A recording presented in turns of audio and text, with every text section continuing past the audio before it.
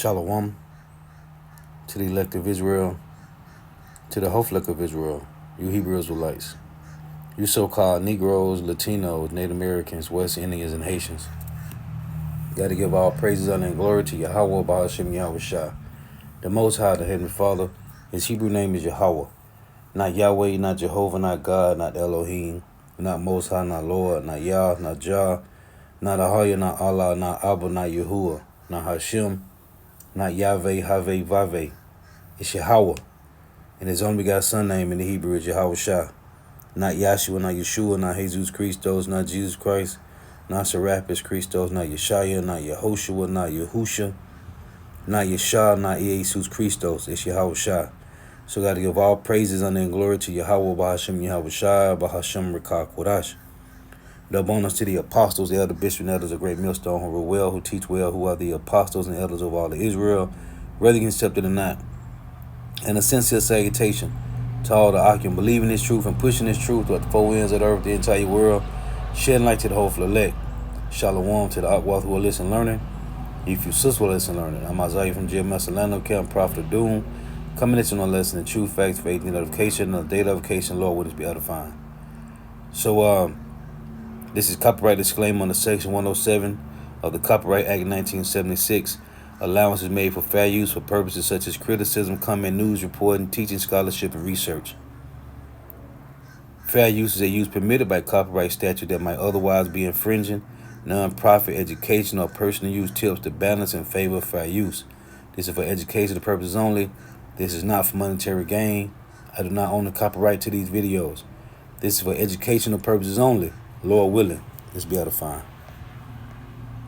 Welcome back. Right now we're following breaking news out of Ukraine's capital. Officials say at least 5 people have been killed and more than 20 injured after Russia launched massive overnight strikes. Moscow claims it fired its hypersonic Orshnik missile capable of carrying nuclear warheads. Let's bring in Michael Bosacue now. He's a non-resident senior fellow at the Atlantic Council's Eurasia Center and creator of the World Briefing newsletter on Substack. He joins us from Ukraine's southern city of Odessa. Michael, always great to chat with you. Good morning. Tell us more about this overnight Russian attack and just give us an update on the wider situation there in Ukraine this morning. Yeah, good morning, Errol. Good to be with you. Yeah, it was a pretty big one as things go here. 22 missiles and 242 drones, according to military officials. And interestingly, the Ukrainians say that the embassy of Qatar has been sprayed or struck, one of the many embassies that have been hit since the start of the war.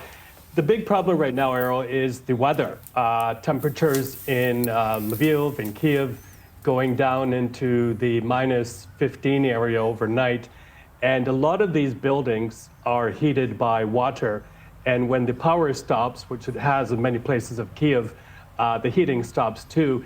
Mayor Klitschko of Kiev just said that half of the buildings in Kiev are without heating. And one other thing here, now they're saying that they may need to drain the water out of the pipes, temporarily rendering these heating systems inoperative as this cold snap goes on for many, many more days. So a lot of potential pain for Kiev residents to come.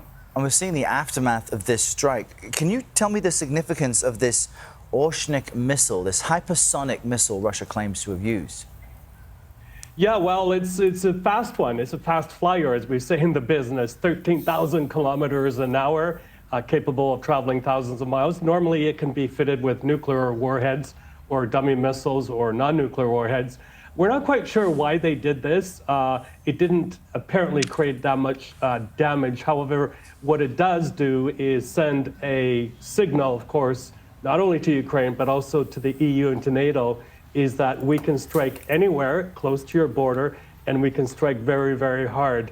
Apparently, the Russians were trying to target a big gas field near Lviv in Ukraine, but it didn't hit there. But it's only the second time that big, fast missile has been used in this war.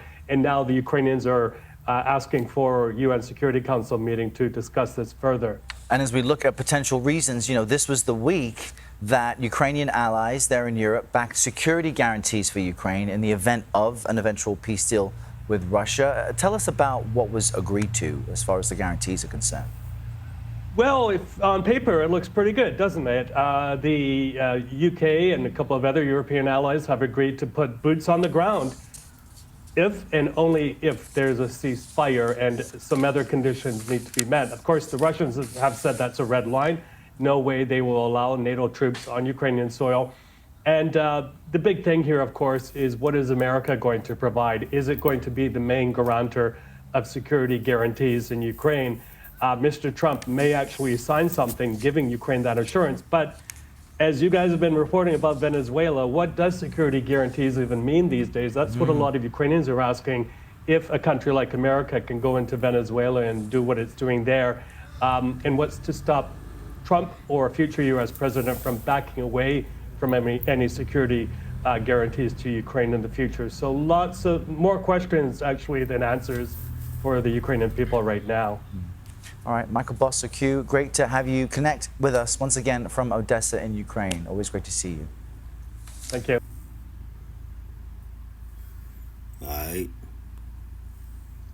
Then I got a couple more of these. Let's see here. Just go to this one.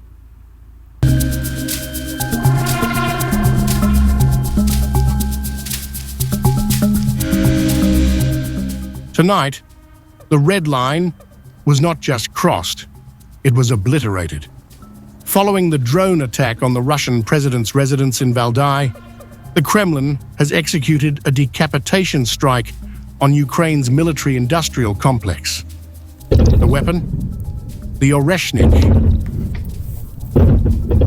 But this wasn't just a political message, it was a demonstration of a weapon system that has fundamentally broken the calculus of European defense. We are going to look past the headlines, we are going to dismantle the physics, the chemistry, and the cold, hard economics of this system to understand why it is currently untouchable.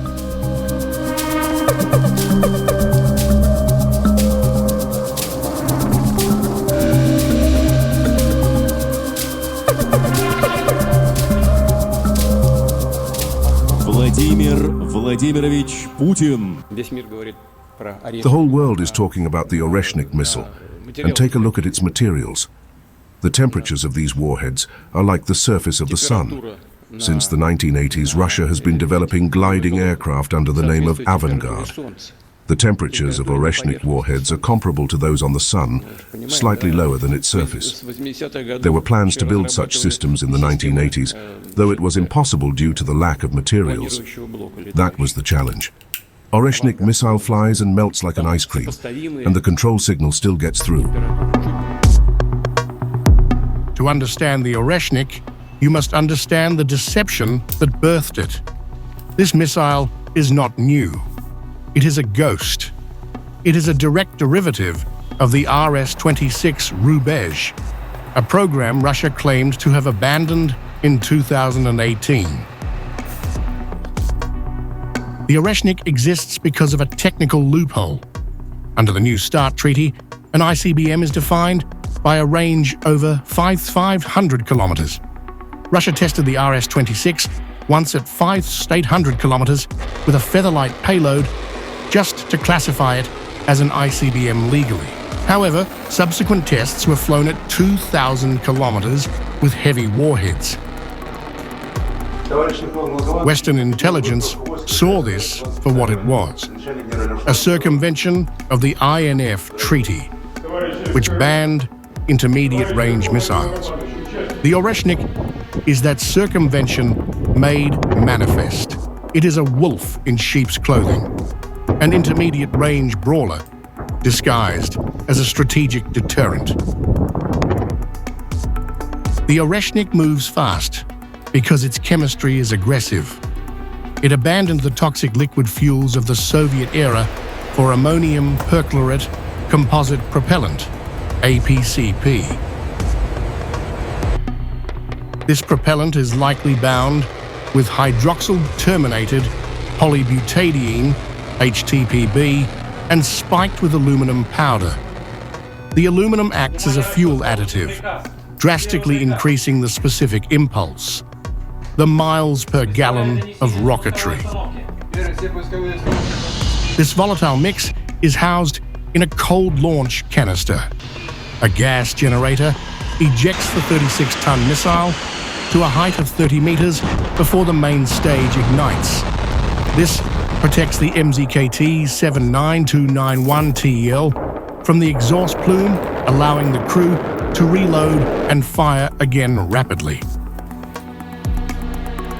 And it knows exactly where it is. The launcher uses advanced geodetic binding, allowing it to pull off the road and fire within minutes without needing a pre-surveyed launch site. The payload is a masterpiece of kinetic engineering. A recursive MIRV design releases 36 separate submunitions. But here is the critical distinction that most analysts miss. The Oreshnik does not bomb a target. It perforates it. Standard explosives create overpressure, a blast wave that knocks down walls. The Oreshnik uses kinetic energy penetrator mechanics. Each 30 Kigors tungsten rod strikes at Mach 10, delivering 173 megajoules of energy. This energy is focused on a tiny surface area.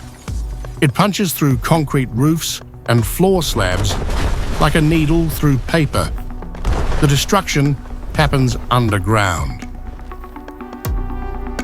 This is called seismic coupling. The energy dissipates into the foundation and the soil, creating localized shockwaves that collapse bunkers and shatter heavy machinery in basements, even if the building's outer shell remains standing.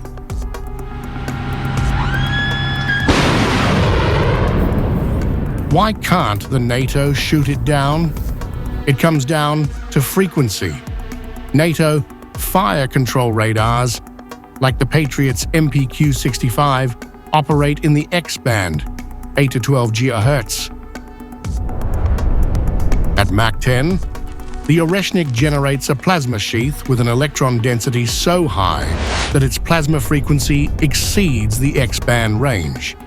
The radar waves literally cannot penetrate the shield to get a return signal. The missile becomes an electromagnetic black hole. But the final nail in the coffin is economic. An Oreshnik missile costs an estimated $15 to $20 million. To intercept its 36 warheads, you would need 72 interceptors. A single PC-3 MSE interceptor costs $6 million, and SM-3 costs $30 million. To stop one Oreshnik strike, the defender must spend hundreds of millions of dollars. It is a cost-exchange ratio that no military budget can sustain.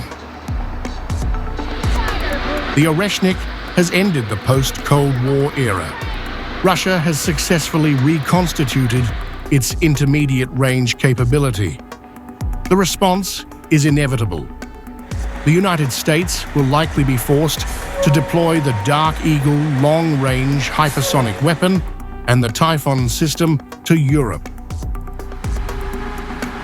We are witnessing the start of a new missile race, one defined not by nuclear yield, but by hypersonic speed, kinetic precision, and the terrifying physics of the Oreshnik.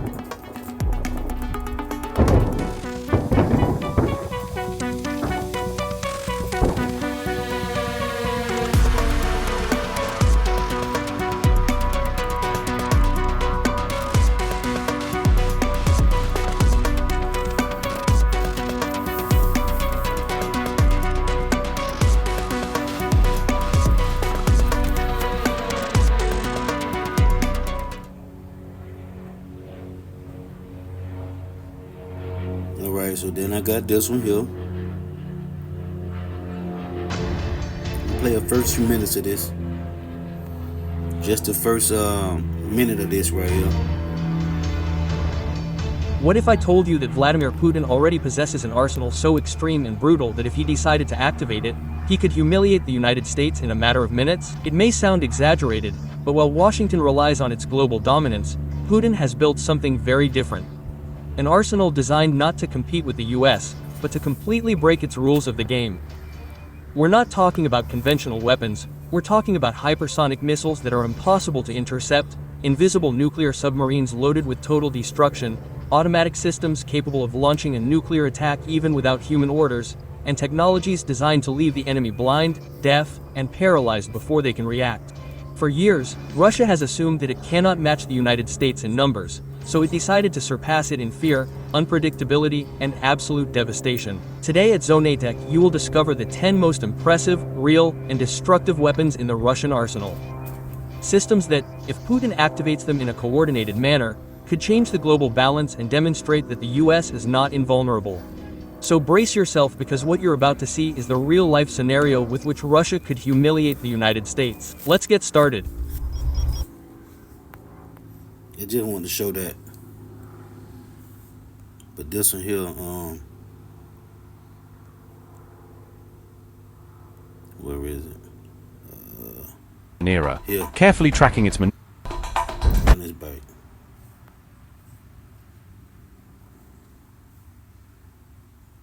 Putin dashed Trump to hijack more ships after firing Armoury.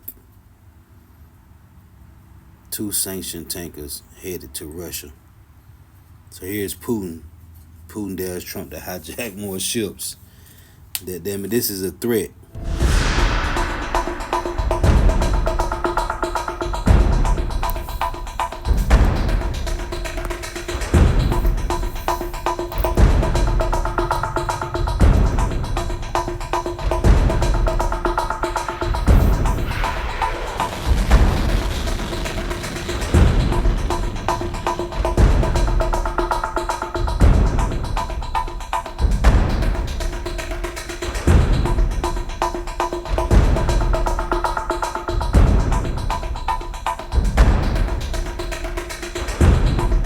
Two oil tankers that are already under United States sanctions are now reported to be transiting through the busy English Channel, continuing their voyage towards ports in Russia despite heightened Western enforcement of maritime restrictions.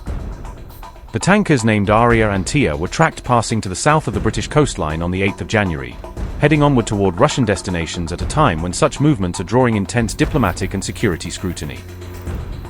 Their latest course has sparked growing speculation that the United States and the United Kingdom could expand recent interdiction operations and attempt further high-profile seizures of vessels suspected of violating sanctions regimes.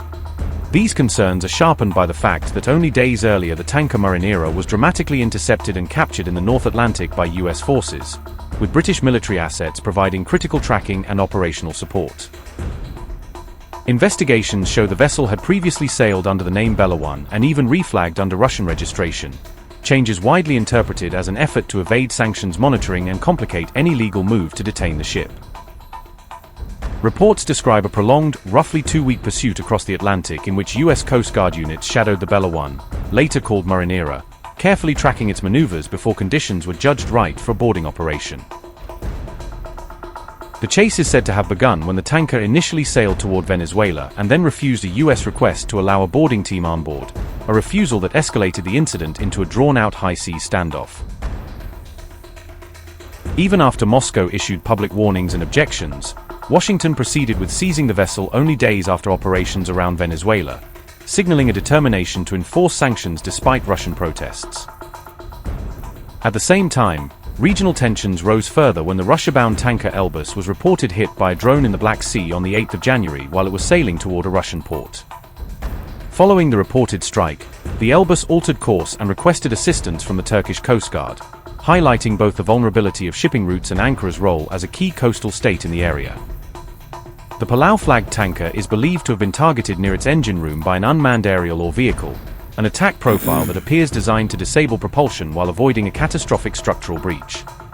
Despite the strike, maritime sources say there has been no reported oil pollution and no injuries among the 25 crew members so far, easing immediate environmental fears even as security anxieties remain high.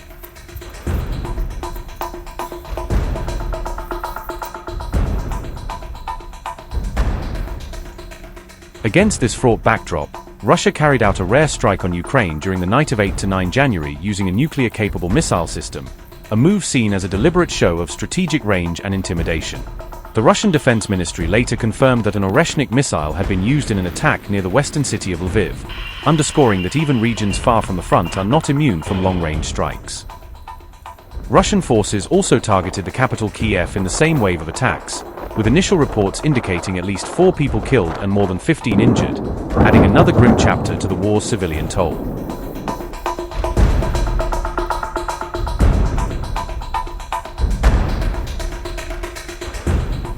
Officials at the UK Defence Ministry have declined to set out any intentions on further ship seizures, carefully avoiding commentary that might hint at future interdictions or constrain operational flexibility.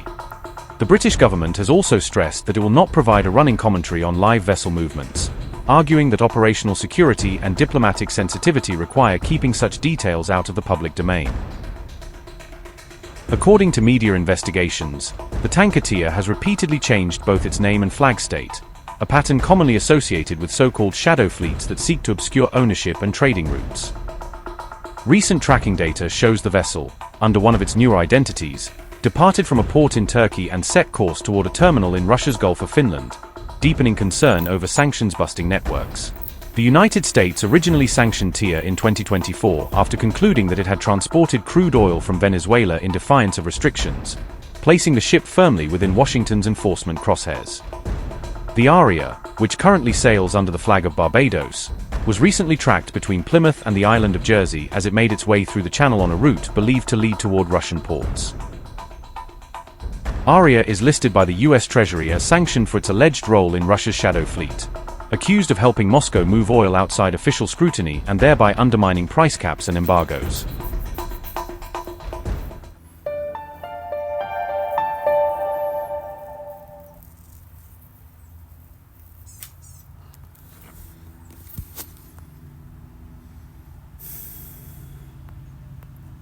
Alright, so I just wanted to show how the Lord is setting up these scenarios so Russia can flex the weaponry of the Lord's armory. More violent and more brutal from here now that Russia. Run this back. Welcome in, everyone. I hope you guys are doing great wherever you're watching from today. We have some breaking news as of me filming this on the morning of January 9th. Russia has launched and used its doomsday weapon, the Oreshnik, on Ukraine. We've talked about this weapon before, potentially world-ending weapon. The Russians have now hit Ukraine with it. The footage is absolutely insane. It is also a major, major escalation in the war between Russia and Ukraine, and it's proof that this situation is not getting closer to ending. In fact, we are only going to get more violent and more brutal from here now that Russia has deployed one of its doomsday world-ending weapons. So we are going to get into exactly what happened, how it all went down. We got plenty of footage to show you, as well as details about what the Oreshnik is. For those of you who are just watching the channel for the first time, my name's David Hookstead. I love talking about geopolitics, the military, war, current events. That's exactly what we do here. So please make sure to like and subscribe. Totally free, costs you nothing. Comment with your thoughts below. What do you think about Russia using a doomsday weapon against Ukraine? How should NATO respond? How will Ukraine respond? Let me know in the comments below. Hit the bell, all notifications on. You won't miss a thing. And then right here at the bottom of the screen, Instagram, David_Hookstead, X, D Hookstead. That's where you can find me on social media. My DMs are wide open. Reach out with whatever you got. Now let's get into it. We have watched a steady ramp up of the situation between Russia and Ukraine. We have watched both sides throw haymakers at each other, lob missiles, lob bombs. As the lines on the ground don't really move that much, it has turned into all-out bombing campaigns, cruise missiles, drones, and Russia has teased that they might use the Oreshnik. We knew they put an Oreshnik missile system in Belarus in late 2025. It activated it on launch status alert. They also have many, many Oreshnik launchers and capabilities within Russia. This was always kind of seen as a last resort for the Russians. Generally speaking, you don't want to unleash a doomsday weapon because it invites a massive, massive response. So let me throw this up on the screen for you. This news came out late Thursday afternoon. So it says all of Ukraine is under a ballistic missile warning. Ukraine's Air Force has received indications that Russia is about to launch or has launched an Orshnik IRBM. So an Orshnik is a nuclear-capable intermediate range ballistic missile. We're going to get into some details later. So this went mega viral. The whole country was under alert. They believe these weapons were coming. They believe these missiles were on the way, the doomsday weapon of the Orshnik. And on the way they were. So I'm going to put this on the tab. It says, Russia struck the western Ukrainian city of Lviv tonight with an Orshnik intermediate-range ballistic missile. New footage of the Russian re-entry vehicle hitting a Ukrainian target. Guys, this is like what, a few dozen miles from the NATO border with Poland. So this is shocking what they did. So they literally used a doomsday weapon roughly 40 miles from the NATO border, which is absolutely insane. Let's watch this footage. We're going to get into exactly what happened here. All right, so I'm going to play it at regular speed. The first time we're going to show these flashes that you see on your screen way off in the distance. So now we'll slow it down. And you're going to see him come in. So right there, that ball of light, that is the Orshnik. Another ball of light coming in. Another ball of light coming in. These are the Orshniks landing. A brutal, devastating weapon that is borderline impossible to intercept. And they have now hit Ukraine with it for the second time. They hit them once with it a couple of years ago. But, all right, here's a more zoomed out version of it. It's the security camera footage which appears to capture tonight's strike by Russia's Orshnik IRBM equipped with conventional multiple independent targetable re-entry vehicles earlier against the Lviv Oblast of western Ukraine. So right in the corner of the screen, you can see him coming in, hammering a target in Ukraine. Absolutely terrifying footage. And then right here, some more details of the launch. It says the Orshnik flew to the Lviv region in 10 to 15 minutes. The missile covered a distance of up to 2,000 kilometers at a speed of 12,000 kilometers an hour. The nuclear warheads were empty. It means the kinetic energy does the damage. So these did not have nuke warheads. They had conventional warheads on them, but that is a look at what is believed to be the flight path. And then in terms of details of the missile, says the Orshnik, and pay attention because this is going to be very important. It says the Orshnik is a Russian intermediate-range ballistic missile characterized by its reported speed exceeding Mach 10, according to the Ukrainian military. Orshnik has seen one combat use on November 21st, 2024, striking the Ukrainian city of Dnipro. The missile carries, and this is what makes this missile so unbelievably dangerous. The missile carries a multiple independently targetable re-entry vehicle, which is known as MIRV. So they fire a bunch of warheads on one missile. The warheads break up, hit different targets, making air defenses essentially obsolete. Previously exclusively used by nuclear weapons, equipped with 6 warheads, each reportedly containing submunitions. They have been described as highly difficult to intercept, though modern ballistic missile interceptors are designed to counter this type of system. The previous Pentagon press secretary said it's believed to be a variant of the RS-26 Rubes IRBM. So right here, went into service. First known strike was November 2024. It is now fully activated. It is fully in service. It goes Mach 10, can fly 7,600 miles per hour. So this is absolutely insane. Let's see what they have the deployment. So we're going to get into, yes, they deployed it to Belarus late 2025, like I said. And the one in Belarus is not the one that launched this, but the one in Belarus is on launch status, on launch authority. So put this on the screen for you. So this says Putin is giving a biggish speech. This was in mid-December at the Defense Ministry today. He's pledging to have new hypersonic nuclear-capable IRBM Orshnik deployed by the use of the end of the year. He also says that the Brunetsnik and the Poseidon torpedo are being tested. До конца года на боевое дежурство будет поставлен и ракетный комплекс средней дальности с гиперзвуковой ракетой «Орешник». В прошлом ноябре впервые было проведено ее боевое применение. So that is Putin talking about the Orshnik right there. Now, some people might want to ask, why is this called a doomsday weapon or a world-ending weapon? Well, because if you can launch 300 nuke warheads over Europe, Europe turns to ash.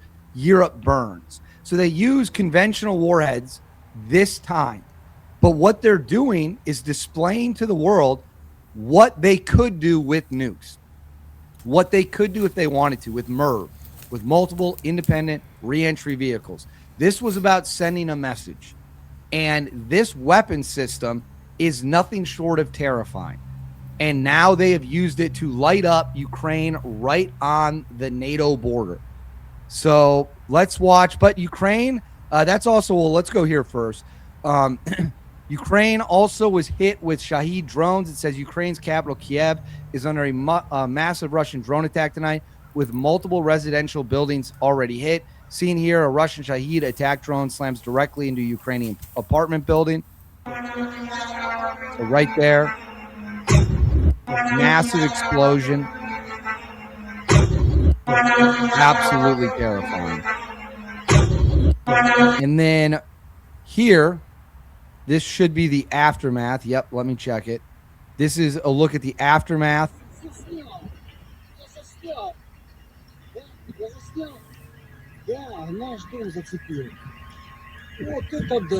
Absolutely. The situation that is unfolding is wild. But Ukraine is not going down without swinging. It says footage of Ukrainian missile hitting Russia's oil power plant tonight. Let's watch it. Вот летит дрон. Самолет маленький. И вниз пошел. Boom. Missile impact. Ну и где ПВО? So, and we have this. Ukrainian forces conducted a coordinated strike targeting multiple Russian power plants with massive power outages reported in Russian cities of Oryol and Belgorod. Seen here, Belgorod's lights go out. So Ukraine just knocking the power out in parts of Russia.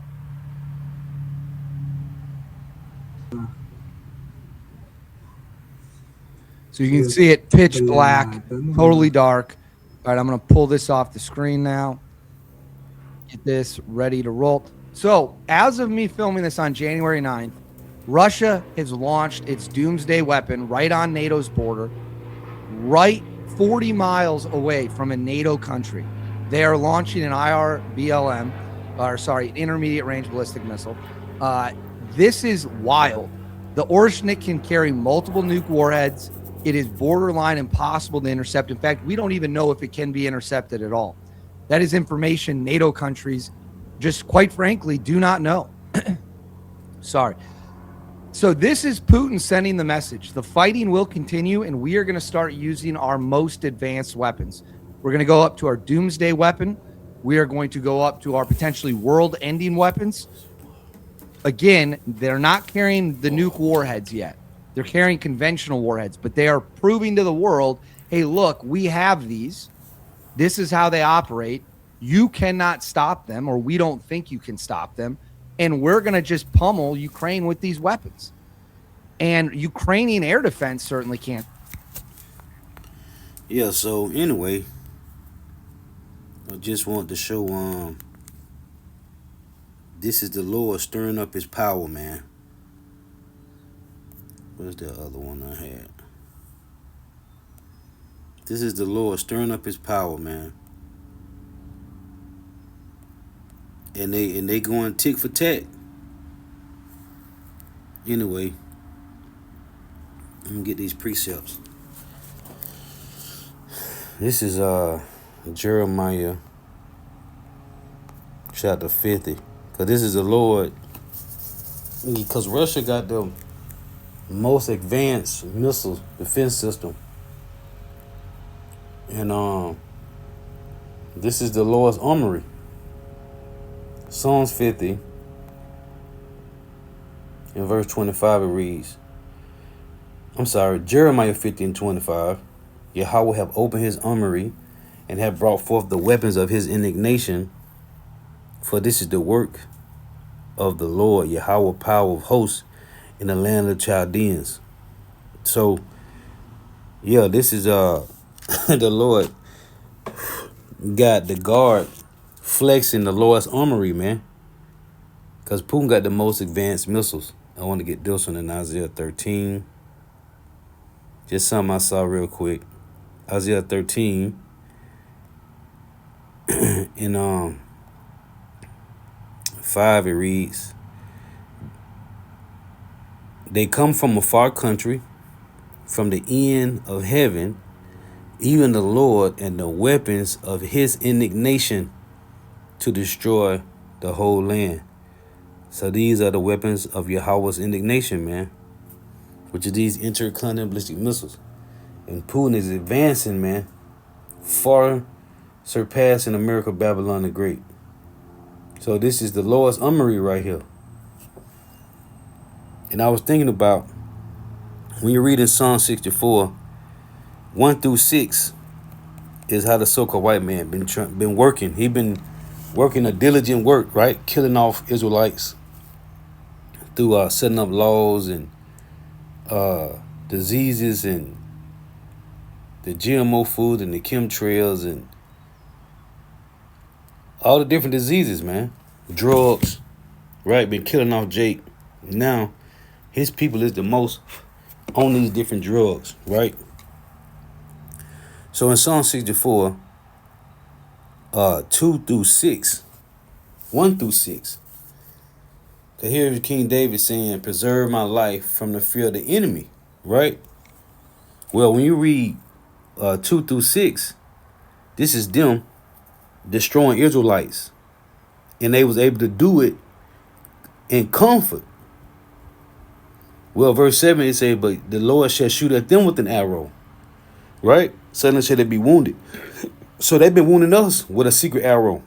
Their laws, their statutes, their draconian measures. He been killing Jake off, man, by the millions, the billions, man.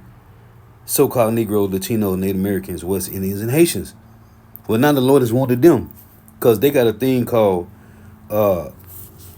suicide rate going on with the Edomites. They have a thing called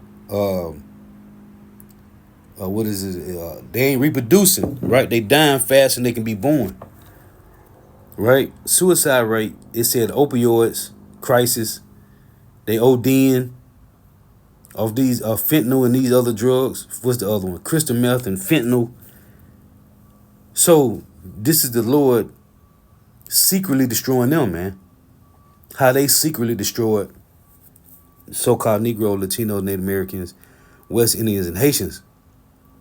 So here it say verse 2, hide me from the secret counsel of the wicked, from the insurrection of workers of iniquity, who with their tongue like a sword, and bend their bows to shoot their arrows, even bitter words.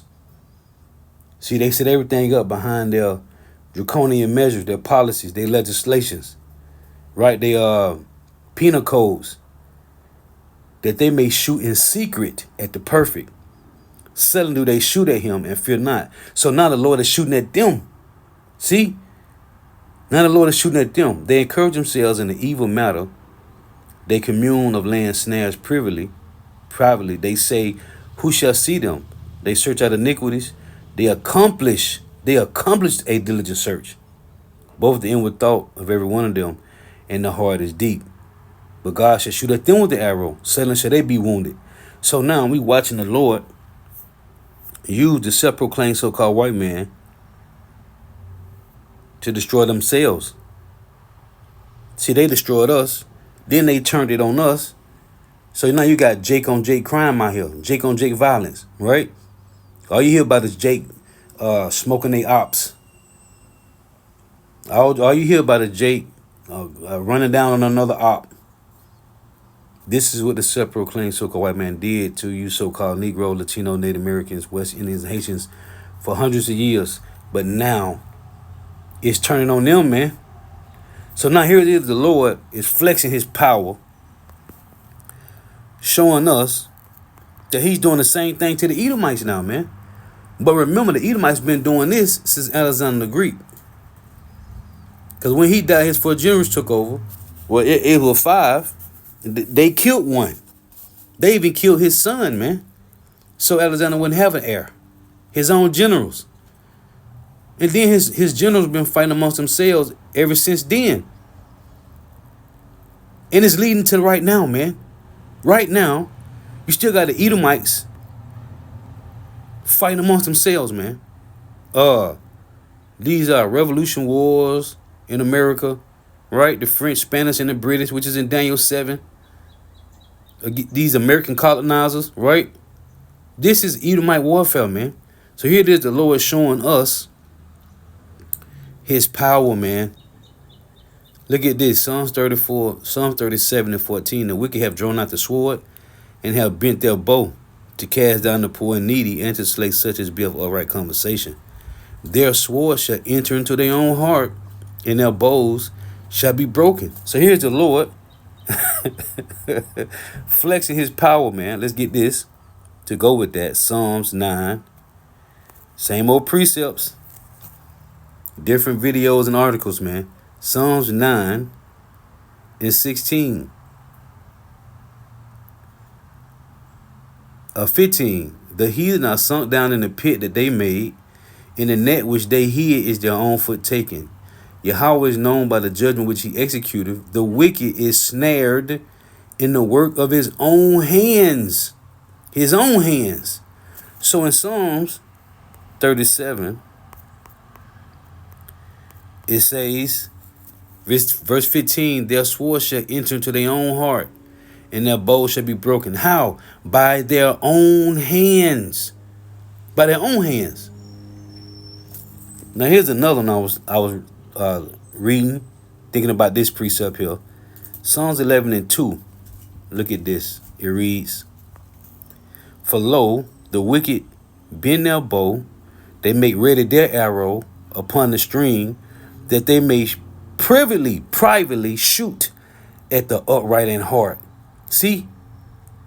This is what they've been doing, man. Verse 5. Yahweh tried the righteous, but the wicked and him that loveth violence, his soul hateth. Upon the wicked shall he rain snares, fire and brimstone, and in horrible tempest, that shall be the portion of their cup. What's the fire, smoke, brimstone? Here it is, Revelation, chapter 9 and 16. And the number of the army of the horsemen were 200,000, which is 200 million. And I heard the number of them. And thus I saw the horses in a vision, and them that sat on them having breastplates of fire and jacinth and brimstone. And the heads of the horses were as the heads of lions, the warheads, and out of their mouths issued fire and smoke and brimstone. You saw the videos. By these three was a third part of men killed, by the fire and by the smoke and by the brimstone, which issue out of their mouths. Now, what it just said in Psalms 11, the same thing. Let's read it again. Psalms 11 and 6. Upon the wicked he shall rain snares, fire, and brimstone, and a horrible tempest. This shall be the portion of their cup. Back in Revelations 9, 18. By these three was the third part of men killed, by the fire, and by the smoke, and by the brimstone, which issue out of their mouths. For their power is in their mouth, the warheads, and in their tails, which is a propelling system. For their tails were like unto serpents. You saw the missiles when they was going up like a smoke trail, and had heads, and with them they do hurt. And this is supposed to be an example of how not to live, man, or what not to do. But what did these devils did here in Babylon the Great? This is Jude 1 and 7. Even as Sodom and Gomorrah and the cities about them in like manner, giving themselves over to fornication and going after strange flesh, are set forth an example, suffering the vengeance of eternal fire. And Elder Ashwama had put this video up that the elder brother Rakaya Kwam had did, and these two Edomites was making a point about they done shed so much bloodshed here in America. is nothing can be done about it but being destroyed. Well, the example, the Lord said, again, Jude 1:7, even as Sodom and Gomorrah and the cities about them in like manner, give themselves over to fornication and going after strange flesh, are set for an example, suffering the vengeance of eternal fire. When you go to Jeremiah, I think it's Jeremiah 50. Let's see.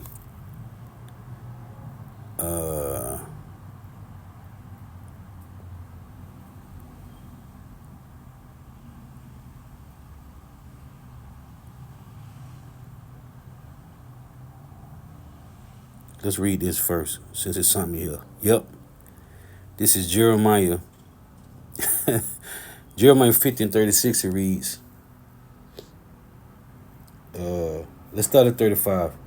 Jeremiah 50 and 35, it reads. A sword is upon the Chaldeans, saith Yahweh, and upon the inhabitants of Babylon, and upon her princes, and upon her wise men. Right? What it said in Ezekiel 28. The Lord gonna bring the terrible of the Edomites upon America, and they shall draw their swords against the beauty of their wisdom. See how they go right with this? Jeremiah 50 and 35. A sword is upon the Chaldeans, saith Yahweh, and upon the inhabitants of Babylon, and upon her princes, and upon her wise men. A sword is upon the liars, Babylon the Great. The Edomites as a nation of people, but it's been America, the liars, that make treaties and break them. A sword is upon the liars, and they shall dote. A sword is upon her mighty men, and they shall be dismayed. A sword is upon their horses, and upon their chariots, which is their military, and upon all the mingled people that are in the midst of her. America is that great melting pot. All 18 nations are here in America, and they shall become as women. And that's happening now, man. Everybody got skinny jeans and Crocs in sport mode, man. Skinny jeans with Crocs, and then they'll put them in sports mode. Weak, emotional, effeminate. And now the women wearing pants, and the man wearing dresses. The men wearing dresses, man. Everybody's like a woman here in America, Babylon the Great, outside of this gospel. A sword is upon her treasures. That's the James 5 and 1. Right? You say, your garments are moth-eaten. Right? Matter of fact, let me go there real quick, so I won't butcher it. James 5 and 1. Go to now, you rich men, weep and howl, for your misery shall come upon you. Your riches are corrupted, and your garments are moth-eaten. Your gold and silver is cankered, and the rest of them shall be a witness against you, and shall eat your flesh, as it were fire. You have heaped treasure together for the last days. See how these precepts go together, man? Back in Jeremiah 50. Jeremiah 50. In verse 37. A sword is upon their horses, and upon their chariots, and upon all the mingled people that are in the midst of her, and they shall become as women. A sword is upon her treasures, and they shall be robbed. A drought is upon her waters, and they shall be dried up. For it is the land of graven images, like ancient Egypt. It's the land of graven images. That's why I tell you in Isaiah 19, let me go to it and show you. Isaiah 19 and 1. The burden of Egypt, behold, Yahweh rideth upon a swift cloud, and shall come into Egypt, and the idols of Egypt shall be moved at his presence, and the heart of Egypt shall melt in the midst of it. And this is talking about America, Babylon the Great. But let me show you, there's Isaiah 19, go right back to Exodus 12. Look at this. Exodus 12 and 12.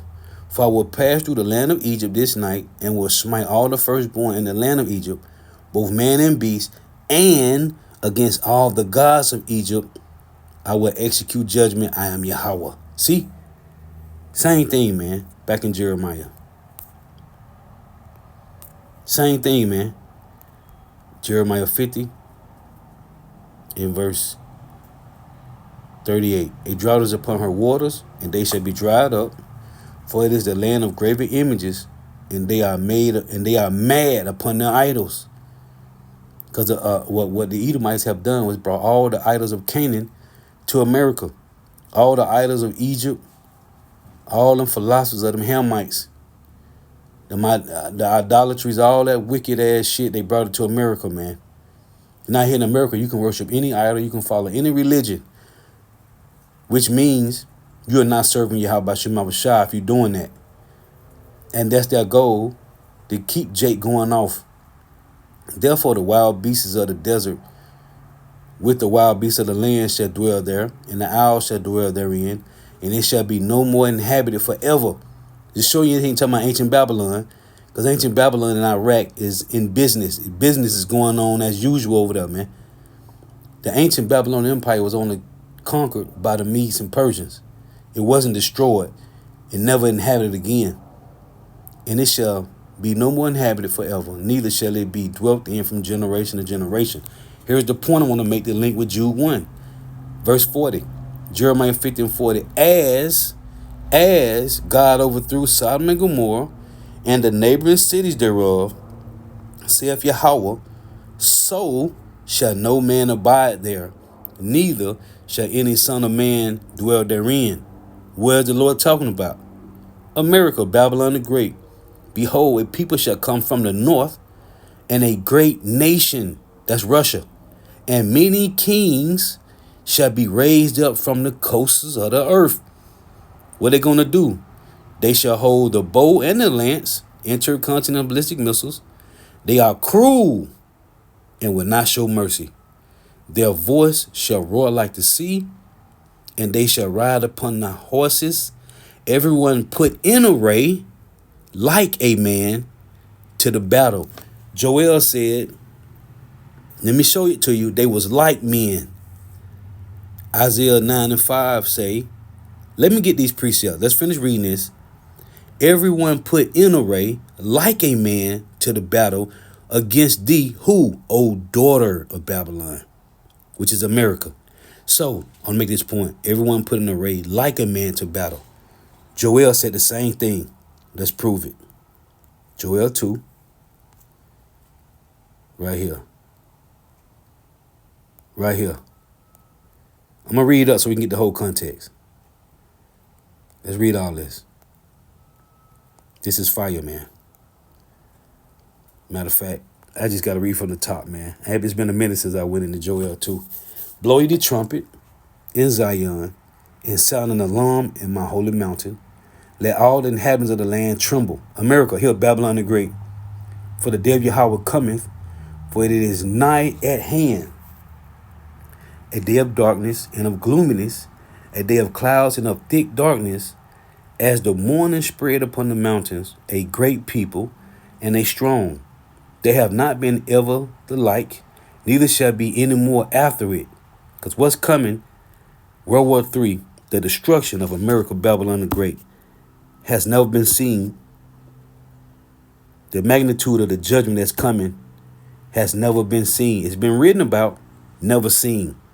Even to the years of many generations, a fire devoureth before them, and behind them a flame burneth. America is going to be totally consumed with fire. I remember when it was a fire in Greece a few years ago, and it was like over 20 people. I never forget the lesson on it. The fire consumed them in a circle, and they couldn't do nothing but hold hands while they waited to burn up, man. That's a fire devoured before them, and behind them a flame burneth. You can't get away from it. Oh, the people that, when the fires that was in California some years ago, some people died in their cars, man. They couldn't get out the car. They burnt up in the car. Right? Just like the girl last year, a year before last, died in a storm in Buffalo, New York. She couldn't get it. She went to go visit her dad or something, and she couldn't get out the car. So she died in the snow, man. So the Lord got, that's the balance of Yahweh Shema Shah. People died years ago in the fires in their cars in California. Then in New York, the Lord had somebody freeze to death in the snow. Cold, man. A fire devoured before them, and behind them a flame burneth. The land is as the Garden of Eden before them. Right now, everybody happy. Go lucky paradise. Like a fruit boot, like a punk with a bag of dicks. Everybody happy right now, man. But this shit's about to end, man.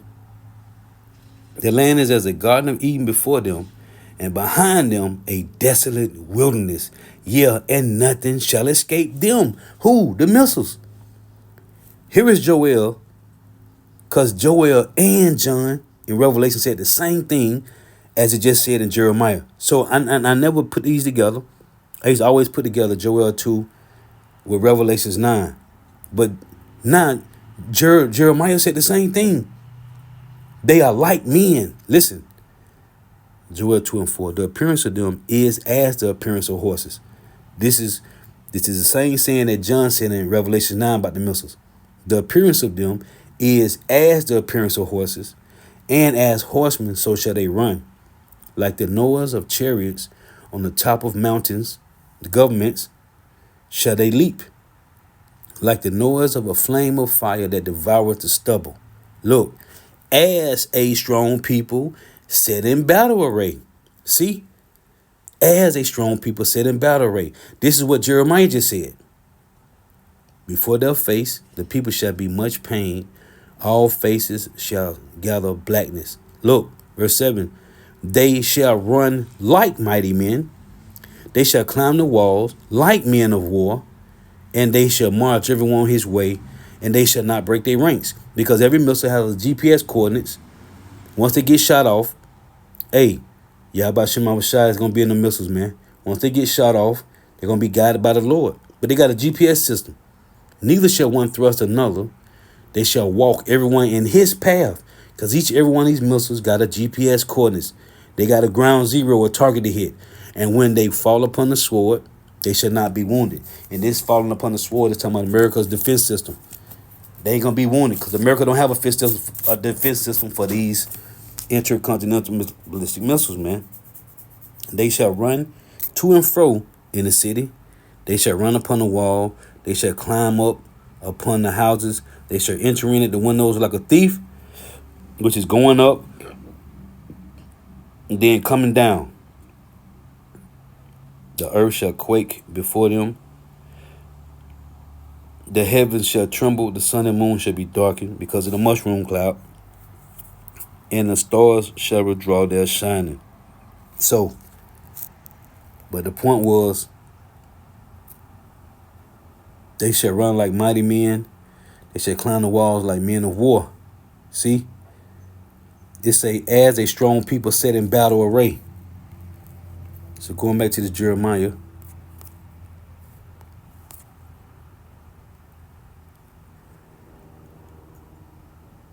Man, right here, Jeremiah 15:42. They shall hold a bow and a lance. They are cruel and will not show mercy. Their voice shall roar like the sea, and they shall ride upon the horses. Everyone put in array like a man to battle against thee, O daughter of Babylon. Now look, Isaiah 9, same thing. For every bout of the warrior is with confused noise and garments rolled in blood. For every bout of the warrior is with confused noise and garments rolled in blood. But this shall be with burning and fuel of fire. See? Like men set in battle array, man. So yeah, I just want to show that. Get a couple of these precepts. Hey, so Lord wills edifying. Give all praise, honor, and glory. Hold on, what is that? Why China and Russia don't fear the West. Hold on. Why China and Russia don't fear the West. In this chaotic and dangerous world, liberal democracies are struggling to intimidate autocratic rivals. Russian drones have been shot down in NATO airspace. It is dangerous and unacceptable. While China has been bullying America's allies in the Pacific. These actions are meant to test the West and ideally divide America from its allies. Russia and China seem willing to take ever larger risks, so now Western democracies are sprinting to dust off and update Cold War doctrines of deterrence. The original Cold War between the West and the Communist bloc was terrifying, but at least both sides knew the rules of the game. When one country behaved in threatening ways, the opposing camp usually understood the signal being sent, so they could decide whether to escalate or back down. It was dangerous, and there were some very close calls. I have directed the armed forces to prepare for any eventuality. But it never tipped into nuclear war. Today, nobody agrees on the rules of the game, and that makes managing risk far more complex. The West isn't as unified as it used to be.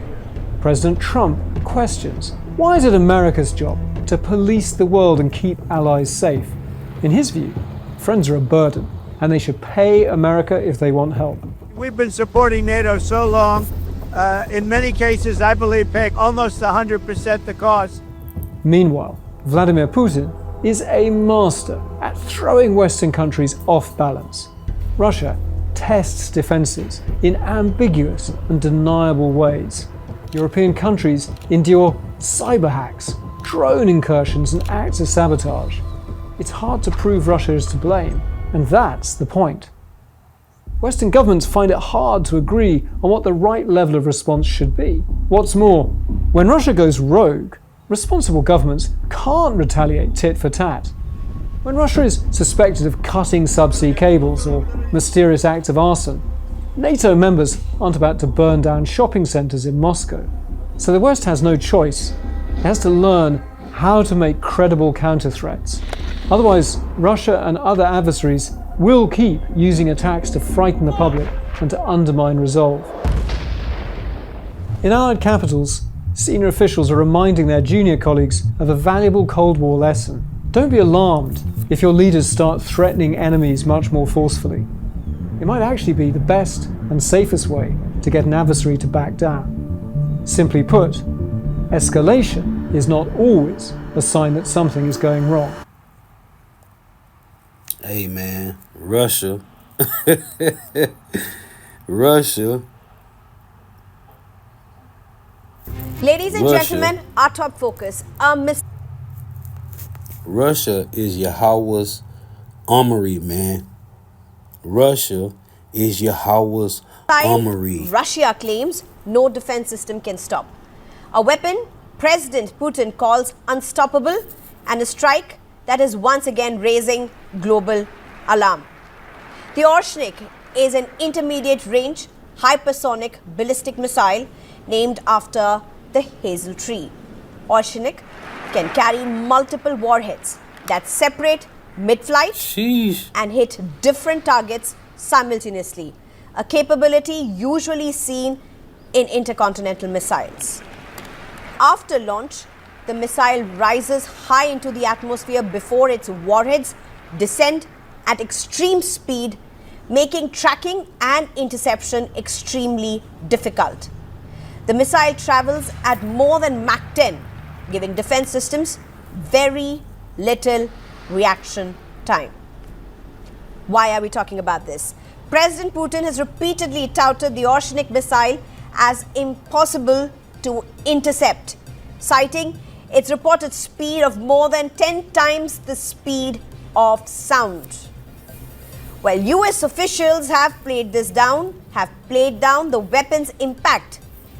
In December 2024, it was a senior US official who described Orshnik as experimental and not a game changer, adding that Russia likely possesses only a limited number. Since then, Moscow says the missile has entered serial production and has also supplied to ally Belarus. In fact, Russia has confirmed firing its hypersonic Orshnik missile for the second time, and this time at targets in Ukraine over the last 24 hours, marking only the second known use of the weapon since its debut in November 2024. According to the Russian military, the strike was carried out in response to what Moscow claims was an attempted Ukrainian drone attack on one of President Putin's residences last month, a claim Kyiv has categorically denied.